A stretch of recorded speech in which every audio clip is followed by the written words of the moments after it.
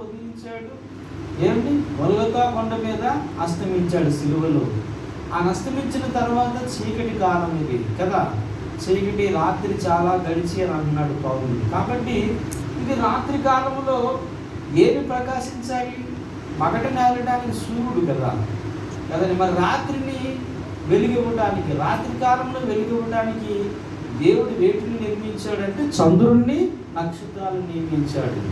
మరి ఇలా మనం చూసుకున్నట్లయితే యేసయ్య లేని, నీతి సూర్యుడు లేని కాలంలో మనం ఉన్నాం. రాత్రి కాలంలో, ఈ రాత్రి కాలంలో సంఘమే ఒక చంద్రబింబముగా, సంఘమే ఒక నక్షత్రాలుగా ప్రకాశించాలి. ఇది దేవుని సంకల్పం ప్రియులారా. హల్లెలూయా.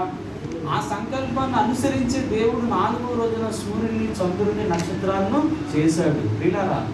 పరమగీతము 6వ అధ్యాయం 10వ వచనం ప్రకారంగా ప్రియులారా, సంఘమట చంద్రబింబం అంతా అందము గలదే అని అన్నాడండి. సంఘము దేంతో పోల్చాడండి చెప్పండి? చంద్రబింబంతో పోల్చాడు ప్రియులారా. అలాగే